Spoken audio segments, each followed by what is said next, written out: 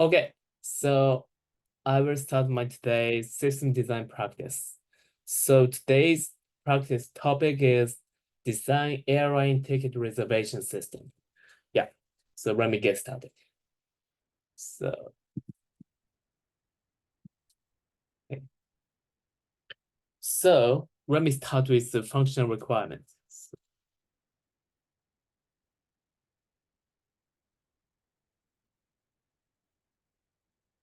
Yeah, so firstly, what I'm thinking in this practice is about the airline ticket, which is, I mean,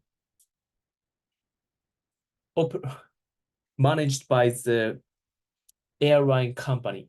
So it's not like the meta search engine of the ticket, airline ticket, which is a kind of scraped or corrected from other airline, say, web, ticket website.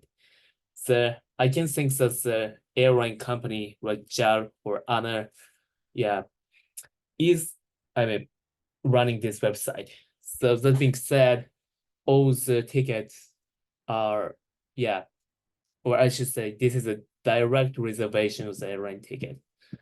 Okay, so that being said, let me think of requirement with some UI, writing some UI because it's the most easiest way for me.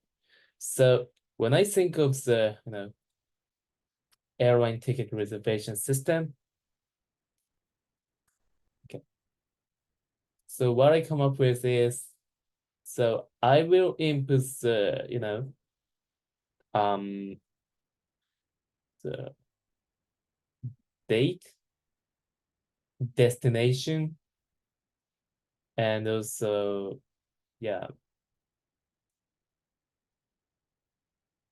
so the location you were at, so from, location from, and yeah, and maybe number of people, number of tickets will be reserved, and date, time, maybe date time range, it should be, yeah, date time range from destination people and price range, and what should I put? So I mean, I put many conditions and then I will put the search button. Then I will get the list of flights. Yeah. Then I can make the reservation. Probably I will put the, say, the payment information. Yeah. In this process, then I can, so make the reservation. And after that, I can say publish the ticket, or maybe show the QR code to, yeah, show in the gate. And also maybe I need some ticket and, yeah, see the history of reservations. Yeah, reservation records. So I think these are the kind of things that user can do. Yeah, but probably there is another user which uses this service, which is the, yeah, kind of admin user of the, flight company. So when the, yeah, this is my assumption. I don't know the exact detail of the airline company, but probably when there is a kind of, yeah, department which schedules the flight ticket, flight, yeah, schedules the flights, and also then the team would input the, I mean, destination, or I mean, flight schedules of many flights, which have been reserved, sorry, which have been scheduled. Yeah. So that's another user who is the admin user. Okay, so let me write it down. So the functional requirement, I'd say, would be, so user can search tickets with,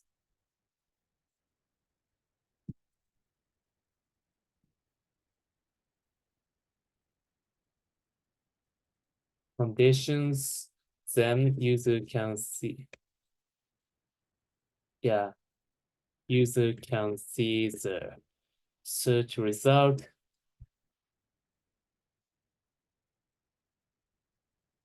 User can input condition for to search ticket. Then user can see the search result by pushing the button. Then user can see the detail of the ticket. Then user can book the ticket. Then user can publish the ticket or show online, say QR code ticket or something.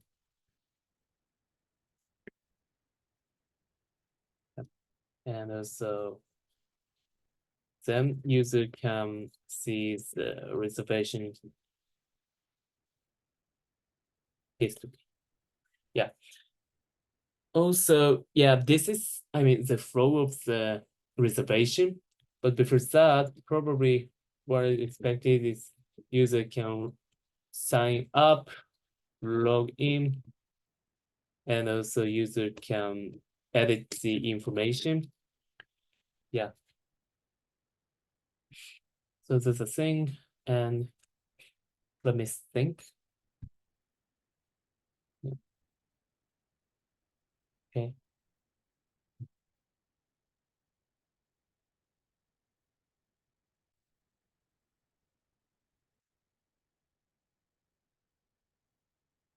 Yeah, I think this is, yeah, quite enough. So let me think of the non-functional requirement. Oh, sorry. And admin user can input the schedule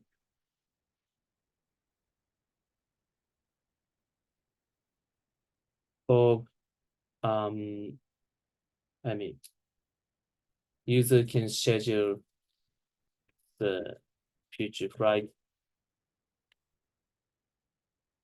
Yeah. So this is the admin users usage. Okay. And also, yeah. Yeah, I think this is enough. Okay. So let me go into the functional, non-functional requirement. Yeah.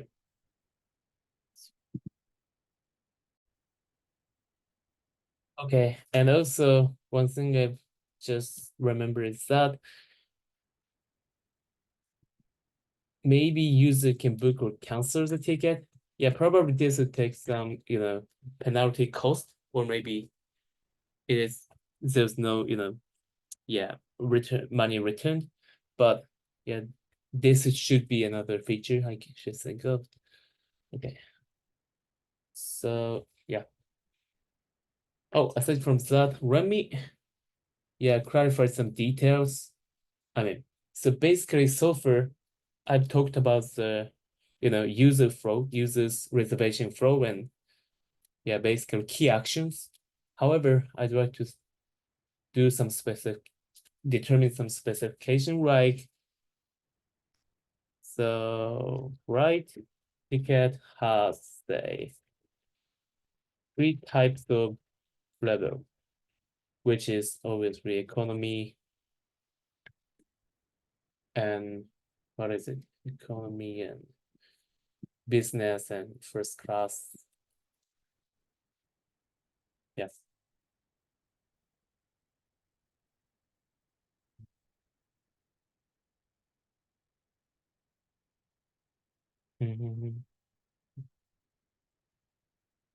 Okay, yeah, I think this is good enough.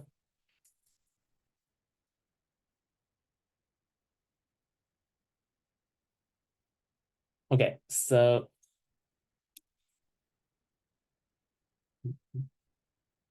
yeah, so let me think of the non-function requirements. So the first thing I come up with is about the consistency.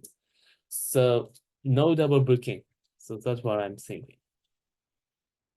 Yeah. So one thing I'm currently thinking is, so I mean, yeah, because okay, basically in the flight ticket reservation flow, which is actually different from the hotel booking reservation, hotel room, sorry. So flight ticket reservation differs from the hotel booking in terms of, I mean, in terms that user can select the exact seat he'd like to, yeah, he'd like to sit. So this is different from hotel booking because in hotel booking, basically we don't specify the exact room of the hotel. Yeah. When reservation, when we, arrive in the hotel lobby, I will be given the hotel number, room number. Yeah. So, I mean, book cancels the ticket. Select exact seat. Yeah. So that being said, yeah, obviously no double booking is, yeah, important feature I should support. Cyber, yeah, this should be important. And also for durability perspective, so release rate loss. Yeah. So obviously we wouldn't lose the data because it impacts our business. But also, and especially this can be said about reservation records and payment information. Yeah. These are especially important data that we don't want to lost. We don't want to lose. Yeah. So for performance, let me say it should be, 100 to 105 millisecond. Yeah. This is the, I mean, typical acceptable latency. Yeah. So the user has no frustration when using the application. So yeah, I want to pass through kind of this performance. Yeah.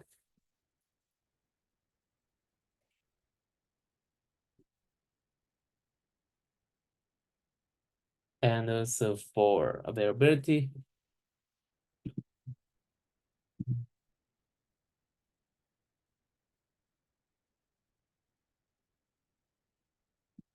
So yeah, application should keep running. Yeah. Even if some of the component is, you know, has some failure. Yeah. Oh, I just can say, yeah, app can be used. Yeah.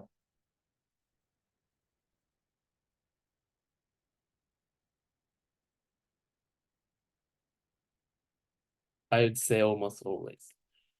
Probably I can, kind of define the exact number as the service level objective. Yeah. Or maybe something like 99.9% availability for the service, yeah, usage or something. But yeah, I don't want to go into that discussion because that number actually wouldn't make the, I mean, we have to talk about the quite detail to calculate the number of that. Yeah. So, and also let me think about the scalability. So this system should be used by, many users around the world, obviously, because yeah, flight ticket reservation is, usable from yeah, it is used by people around the world. So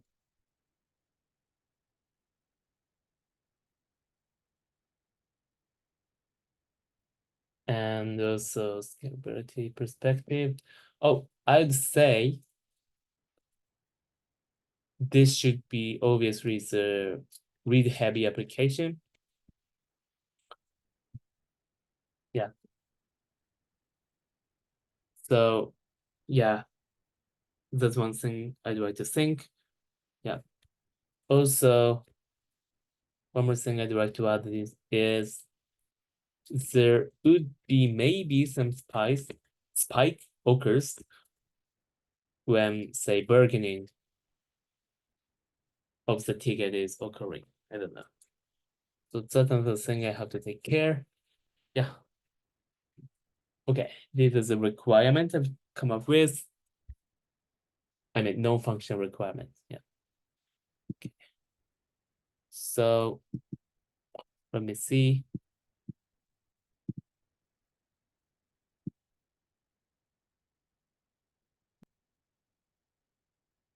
Okay, so from here, I will do a kind of data modeling. Yeah. So I will be a bit more specific about the data or records I have to store. Then what I'm thinking is, then I will be doing the data size estimation. And then I will, yeah, select the database, type of database I would be using for this. So that being said, I will first restart from data modeling. So I will think of the entities which should be used in this, you know, yeah, service. The first thing is the kind of, okay, so when I think of the flight, so firstly, there is a flight entity. So flight entity exactly specifies the one, one flight, yeah, information. So what I mean by this is the exact one flight, which specifies the location, yeah, and which he goes from, maybe. And yeah, so I mean, firstly, so this is flight, so this should have, flight ID, which is the kind of identifier, unique key. And also it should have the departure, location, and destination. So this should be a kind of, airport.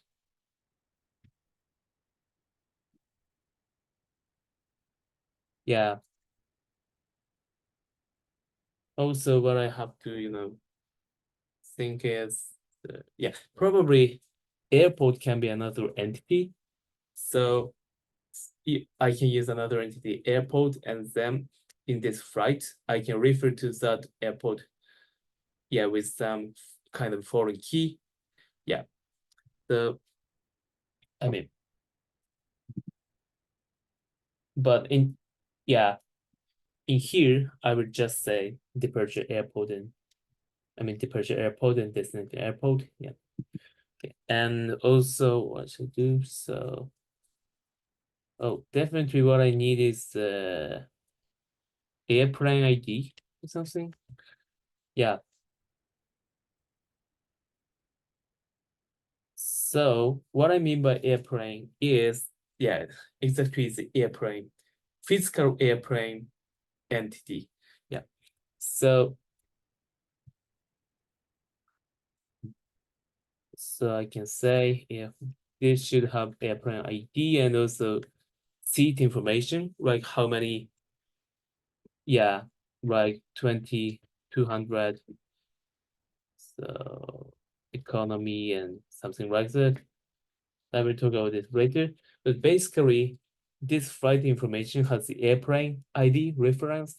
So in that way, I can know how many seats are available in that flight. Oh, yeah.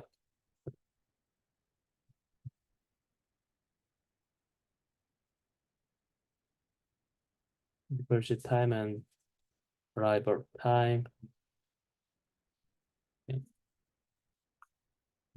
Also, I probably need price and yeah.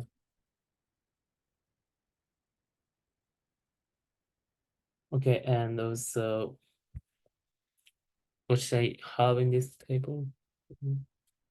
Departure, destination, departure, price, and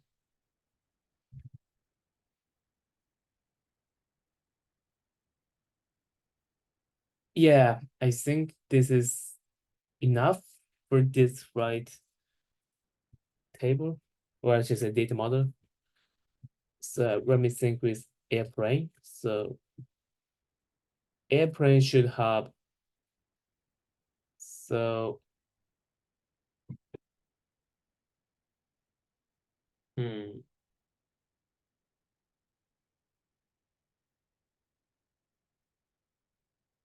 okay, I see. So what I'm thinking is instead of having the seat information here, I will define another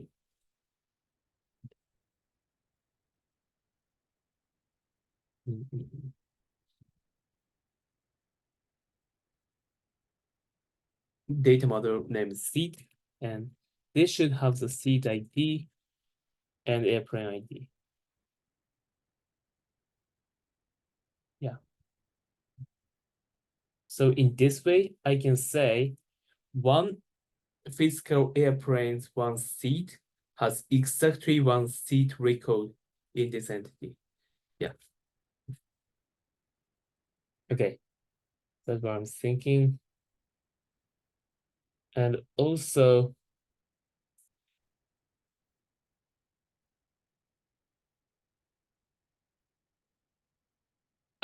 what I need to have, another thing I have to think is exact seat of in each flight.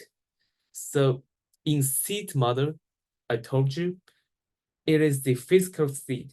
However, the same physical seat can be used multiple times, obviously, because the same flight can, yeah, fly multiple times.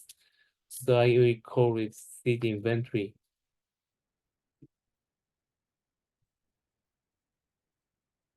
So this seat inventory should have,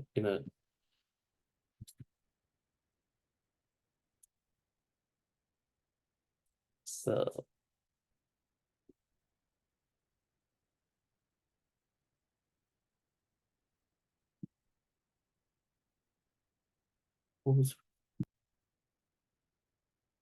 okay, so this is the, seat inventories, how should have the, okay, seat,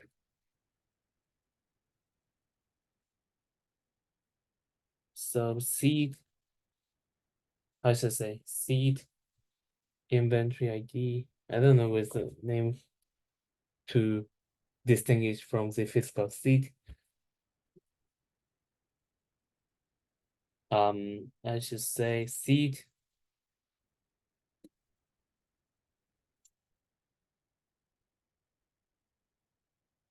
Yeah, let me say just I will. Yeah, I can think of this if I have time, but for me, for now, let me go with seat inventory ID, and also I should have the seat ID, and also I should have the flight ID. So seat inventory ID, seat inventory can be, you know, identified with the combination of seat ID and flight ID. This makes sense because each seat, physical seat, is used exactly once in one flight. So yeah, I think this makes sense. Okay, so also we should have the reservations. Oh, for this, okay, well, I come up with one thing. So for seat table, seat entity, this should have the class. Yeah, this should be economy or business or blah blah blah, or I mean first class. So this can be obviously enum or something. Yeah. Okay.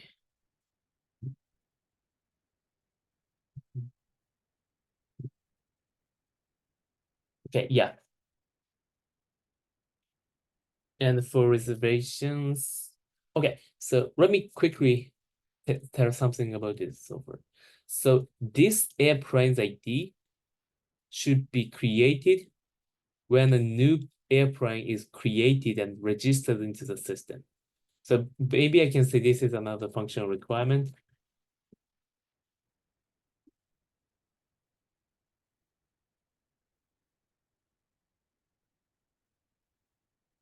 Yeah.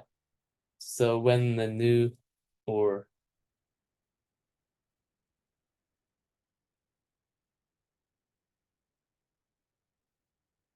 yeah, if a new airplane is created, it can be registered onto the system. But if the airplane is terminated, it should be removed from the system. And for flight information records, this should be created when admin user schedules a future flight. Yeah. Oh, sorry. And also seat is the same. This seat should be created when the airplane is created. Yeah. And for flight and seat inventories, these are created when the admin user schedules the future flight. So yeah. And for reservation, yeah, this should be created when user makes a reservation. Okay. So this should have reservation ID and we should have so reservation ID and obviously it has to have the seat inventory ID.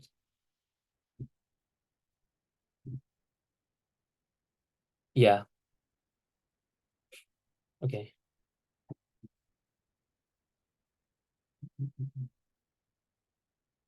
Oh, and also user ID who reserved this, yeah, seat. Yeah, so this is a kind of intermediate table between seat inventories and users. Oh, yeah. I don't go deep into this. Yeah, this is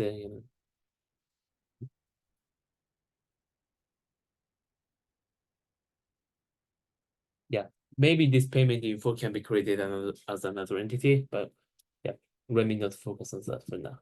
Okay, so yeah, I've created the data modeling. So let me think, do the data estimation. Okay.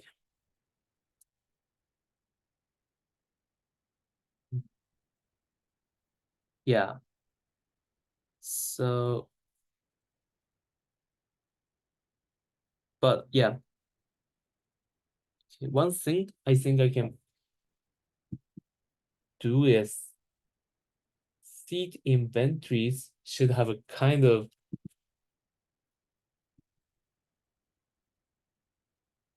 column which named status. This should be available versus reserved versus um reservation in progress. Yeah. So if one user is trying to reserve the ticket, say user clicks the seat, selects the seat, and starts the payment flow, it should be reserved for that user for a few minutes or few hours until he finishes payment. Otherwise, the user experience is terrible because it's user may not be able to reserve the ticket, even though it was yeah shown as possible in the UI, but yeah, so the one thing which is kind of necessary for the user experience, I think. Yeah, okay. So oh okay, so let me tell you about this how do I handle this kind of, yeah, reservation in progress status, yeah, user experience. Let me talk about it later after doing the system architecturing. So yeah, but I want to just say this is something I have to take care of. Yeah. So, okay, so I will do the data size estimation. So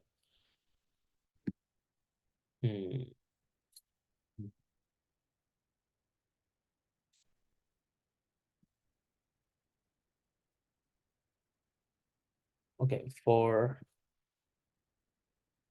airplanes and seats and users, this is a kind of static data.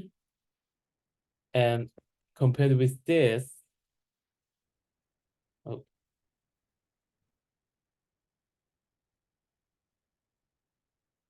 okay,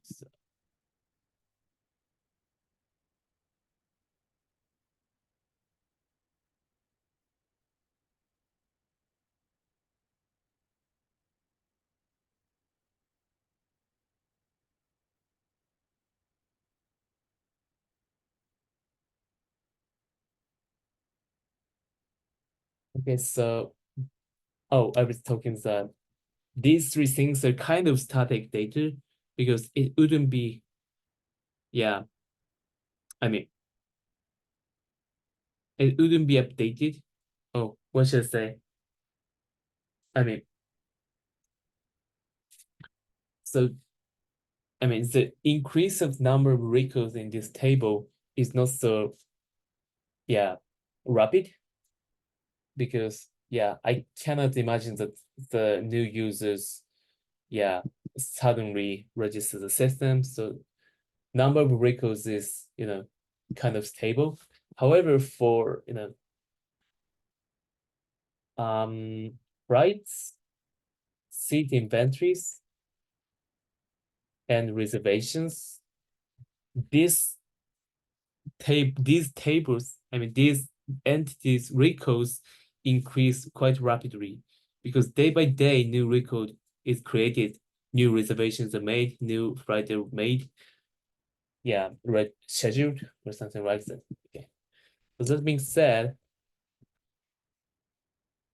this is a quite difficult question, but Remy thinks that airplanes, there are 1,000 airplanes exist in one company. I mean, in this airplane company. So,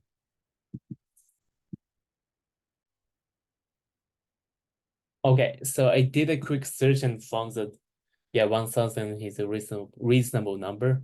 So I will go with 1,000. And Remy thinks that each record has around 1 kilobyte of data. So there should be 1 megabyte of data. Yeah, quite small. Okay. And for seats, I will assume that one airplane has 1,000 seats. Yeah, maybe it's too much, but on average, yeah, maybe this is too many overestimation. But yeah, on average, maybe 1,000 is reasonable. So this should be 1,000 and 1,000 seat in total. And I will assume that each record has 1 kilobyte. Then this should be 1 gigabyte of total record. Yeah. For users, this is kind of, yeah, things, but I will assume that there are, say, 1 million users or maybe 100 million users. Yeah. Yeah. I mean, in a kind of worldwide way. So I will assume this, and I will assume that each user record has 1 kilobyte. Yeah. Maybe 100 byte to 1 kilobyte. So it should be, so gigabyte, 100 gigabyte. Yeah. Okay. So from here, it's a bit trickier.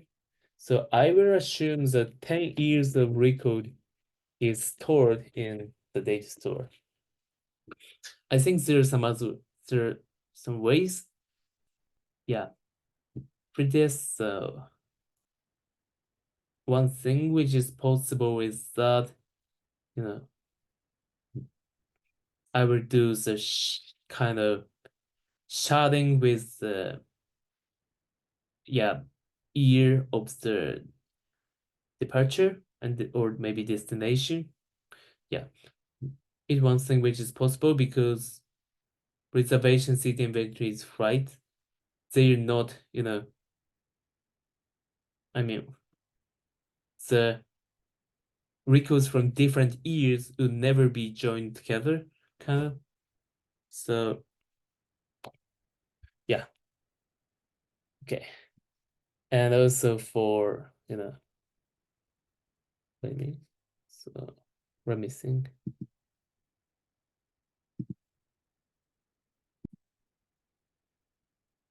Okay. Yeah, one thing which is possible is do the sharding with year. Yeah.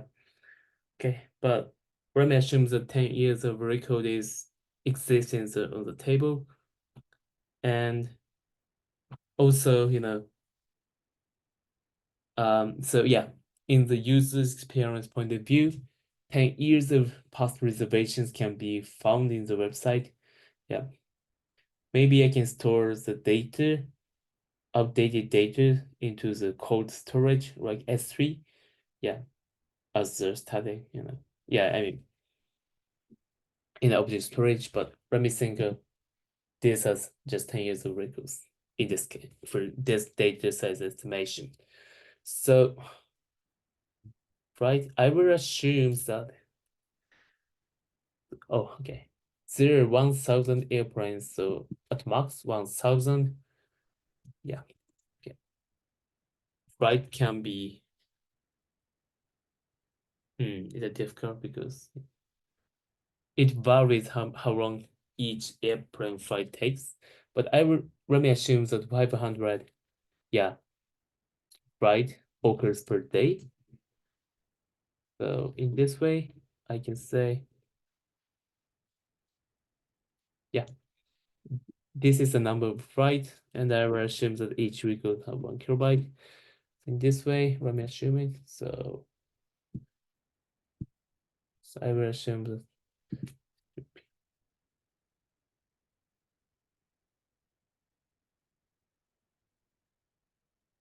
it should be maybe, yeah, 2 GB data. Yeah, okay. So for seed inventories, I'd say this is 500 times 1,000 because in each flight, 1,000 seeds inventories are created. So it should be 2 petabyte. Yeah. And for reservations, yeah, assuming that 100% of the seat is reserved, it should be 2 petabyte. So yeah, I will assume so in that way. Okay, so this is the data size estimation. So I would say, I mean, seat inventories records and reservations records have quite big amount. So, oh no, sorry, this is terabyte. Okay, so 2 terabytes. So yeah, I think this is possible to put in the relation database as long as has a sharding. Yeah, because for example, AWS Aurora can store 10 terabytes of data. Probably I will do the sharding with, let's say, year. So in this way, so the size of the record should be, say, 1 out of 10 times. Yeah. So Yeah, it should be 200 gigabytes or something. Yeah. Okay, so now I've done the data size estimation. Okay.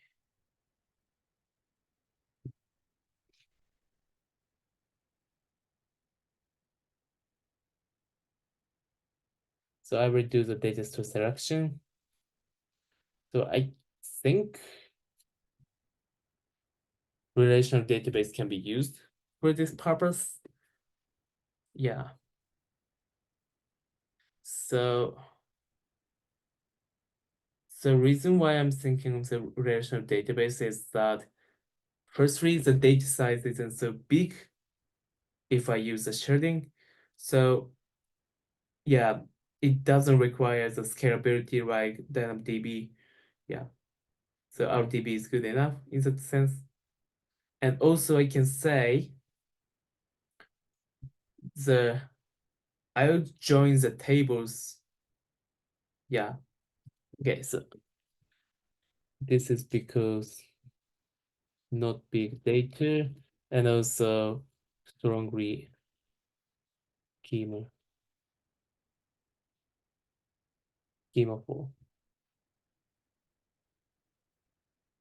Yeah,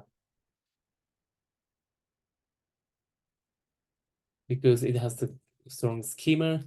So say if with DynamoDB, for example, DynamoDB is schemaless, but yeah, as we've found, so in the data modeling part, yeah, the records have the quite strongly, you know, yeah, typed kind of. So yeah, schema is okay and what we want. And also one more thing is, yeah, I will join the tables. Yeah, especially when I would try to get the say when I create register the flight, I said seat inventory is created. For that, so I have to join airplanes table and seats table and then flight table. Oh, sorry. I have to join airplanes table and seats table to create seat inventories. So there are many joins occurring. So yeah, that's another reason why I think RDB is quite, yeah, suitable in this case. And also another thing is transaction. So this is actually the biggest reason. So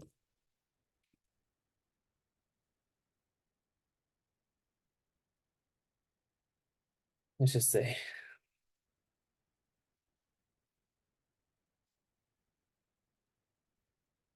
so to avoid the double booking, I have to make sure that the same seat cannot be reserved by multiple people. So for that, I can use the transaction, which comes with RDB. Yeah. So that's the reason why RDB is quite, yeah, suitable. My understanding is that, say, DynamoDB recently supported the transaction, but it's not as strong as powerful as RDB. Yeah, I'm not pretty, I don't know quite detail about that, but that's my understanding. Okay, so now I've done the data store selection. So let me go on to the system architecture.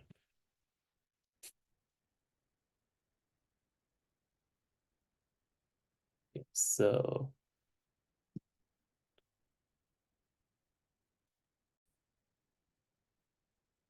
okay, so yeah.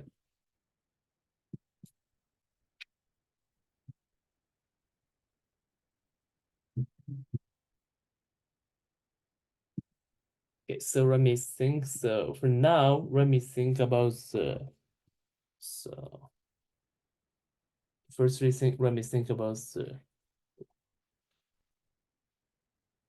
yeah, ordinary users usage of the service first. So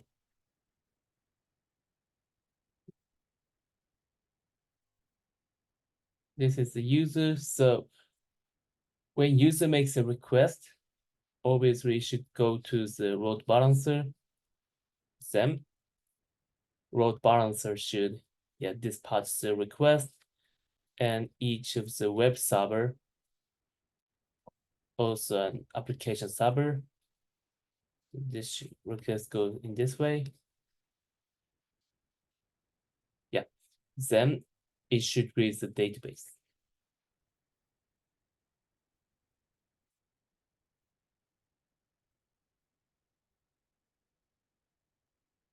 And for relational database, it should.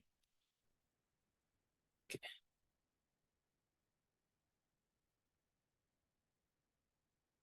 I'm thinking of the replicas. So this should be the writer node. And also these read replicas. So read request should go to here in each, read replica. However, write request should go to the one writer node. I mean, writer node exists only one. So and the data in the writer node should be asynchronously synced to the read replicas. Yeah. So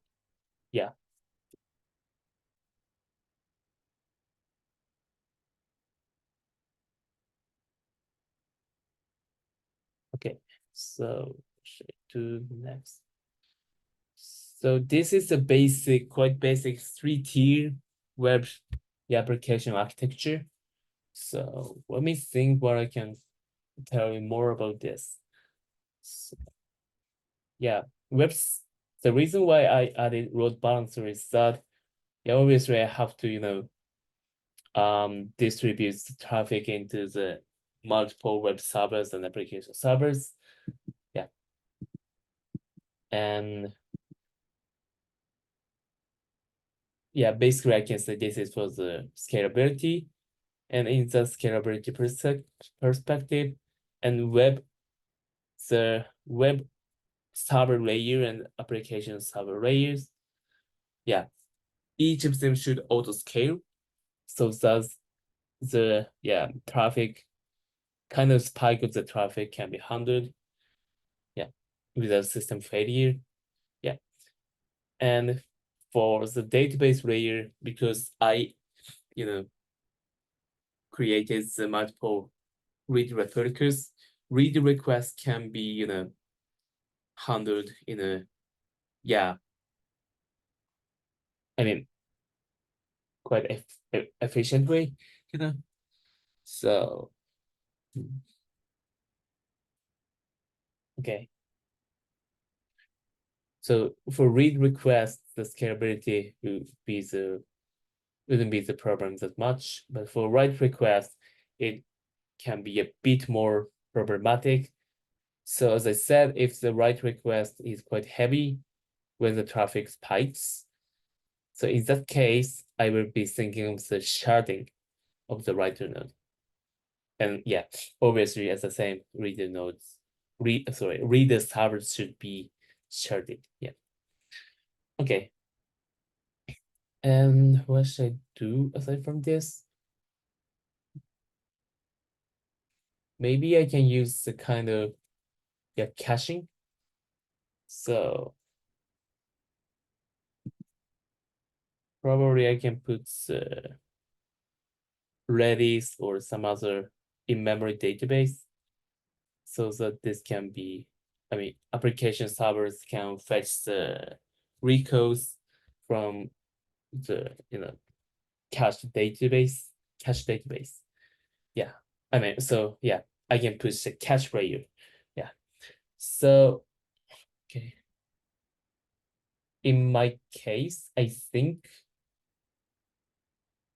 seed inventories is not the good one to be cached because it should always be the up-to-date record as much as possible. But for I think safe rights data and seeds data, appliance data, these can be cached, I think. Okay. Okay. But yeah. Okay, so the other things I have to take care is usually care. So double booking. Okay, let me quickly check the functional requirement and non-functional requirement. Yeah, check. So grab the ticket, book and cancel service.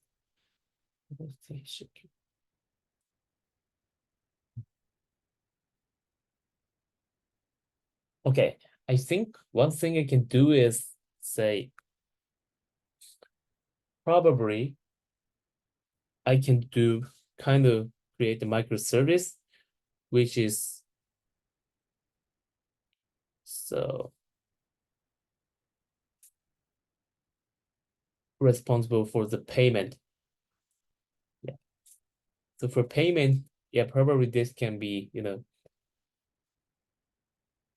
spread into the microservice. Yeah. And say when user registers the payment info, this payment service should be called. Or when the user books the ticket, this payment service should be called from the application server. Yeah, that's one thing I can do as a microservice. So aside from that,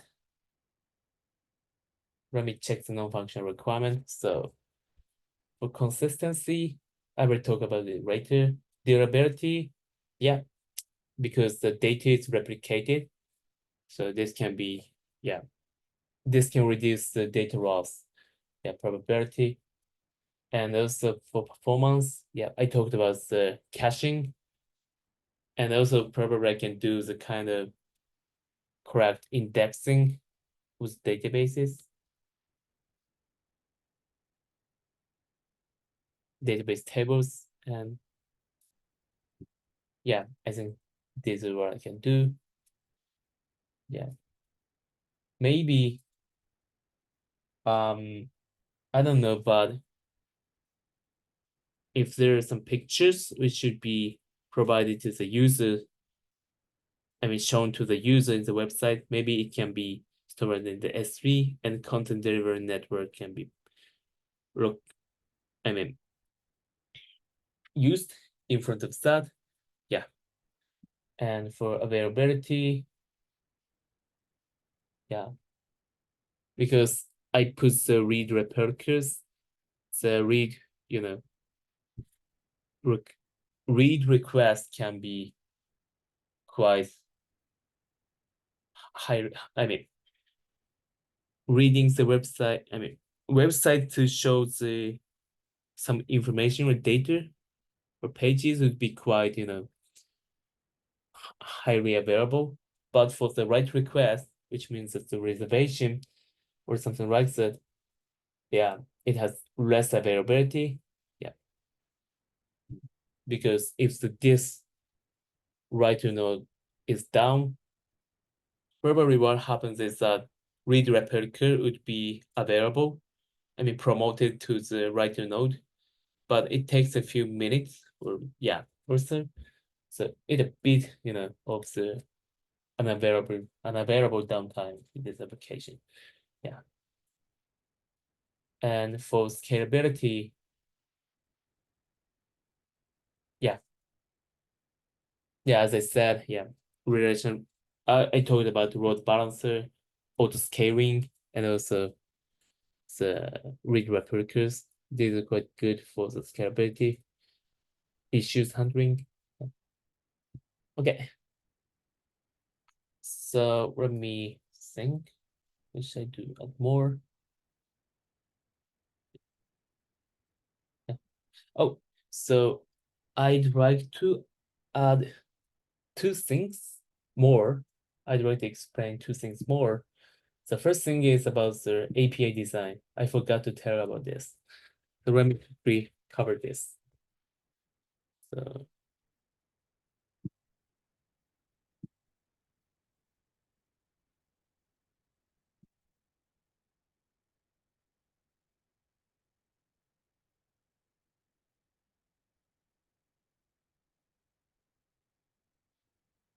So I will pick up some, yeah,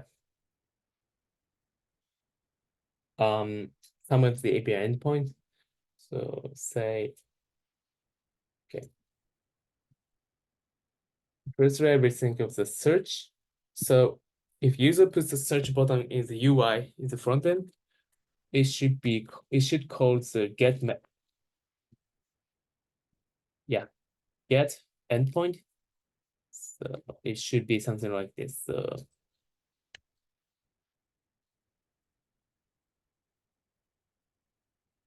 then what I can do is probably I can specify the information as query parameters. So like say date time is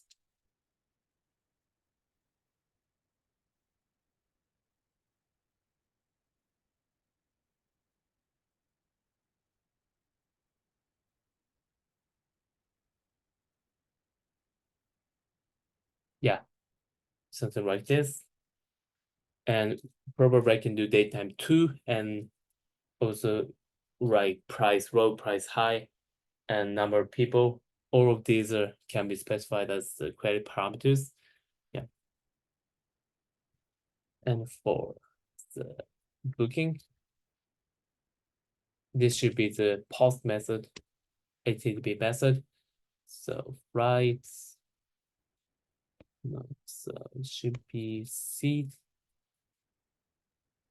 right, seat reservation. Or I can just say reservations. Yeah. Then I can specify the, oh, as the request body, it should have the seat inventory ID. Yeah. And yeah, I think so. User ID can be detected, identified from the, yeah, session data. It isn't needed. Okay. Yeah. And also, I will talk about one more thing. So, okay, the history of the reservations. Remember, this should be get method. So reservations. Yeah. Okay, this is good. So in this way, I can get the past reservations. Yeah. Probably this should be called by the front end again. Yeah, regardless. Yeah.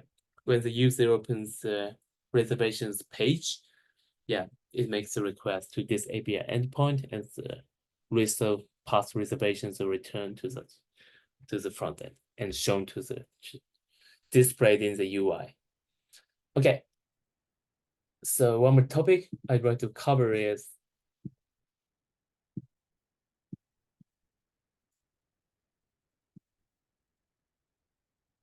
the double booking, how to avoid the double booking problem. Yeah. So let me talk about that. So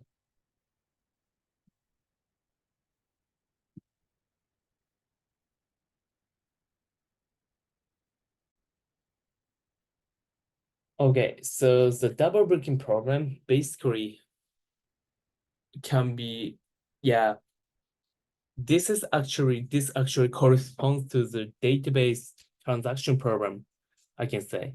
So I can say this can be rephrased as a read loss problem in database layer. Yeah.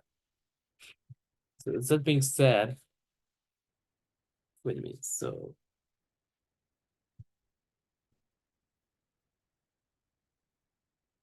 let me quickly confirm it. So this is the correct name or not?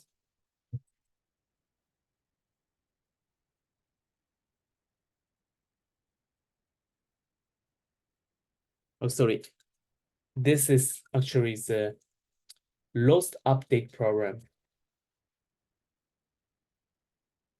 in database. So what I mean by this is, so yeah, just thinks that there are two clients who'd like to update the record in the database. So in that case, okay, so firstly, if so one client sees the seed inventories table and sees the status and it is available. So it makes the reservation record and updates the seed inventory to the reserved state. Yeah. However, maybe another user, another client reads the same records and he between, after the first user reads the record, but before the first user updates the status column. In that case, the status is available. So the second user, second client thinks that the seat is available. So it creates another reservations record. Then it updates the seat inventory status with reserved.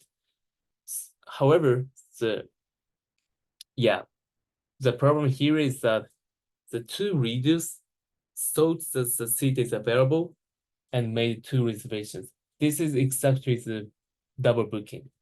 So that's what I'd like to avoid currently. Yeah. So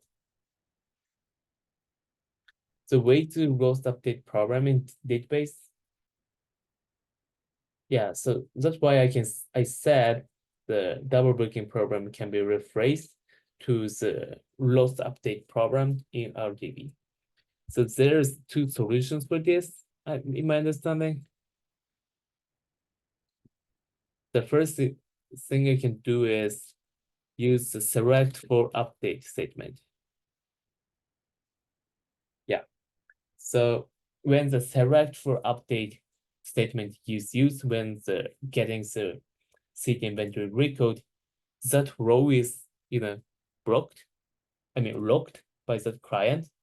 So firstly gets the seed inventory record and update status after creating the reservations record, then it commit. Yeah. In this way, the seed inventory row is locked, so no lost update problem occurs. In my understanding, another approach is so.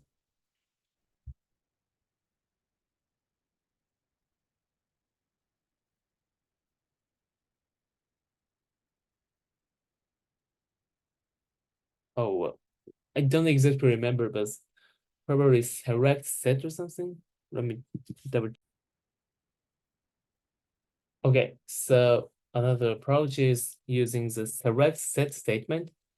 Yeah, so this select set is a kind of atomically reads the record them.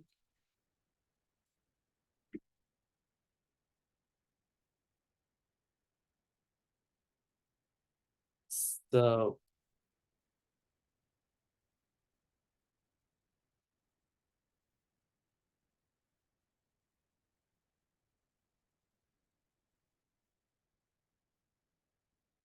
yeah, I will use this select set statement. So it tries to find the, receipt specified. Then also when reading it, it also update it with reserved. Yeah. So I can do it in this way. Yes.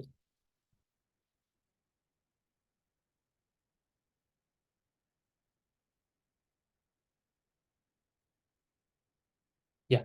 So this is the exact query I can use. So with this select from where statement, it tries to find the available seed.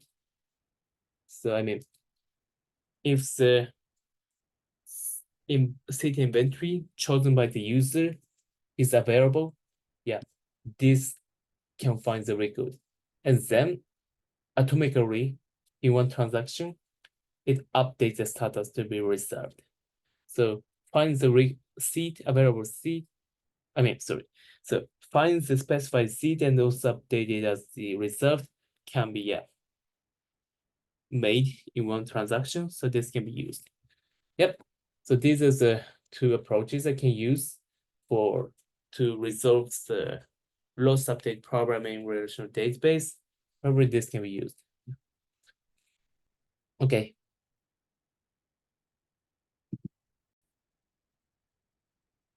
Okay. One more thing I have to discuss is the reservation row.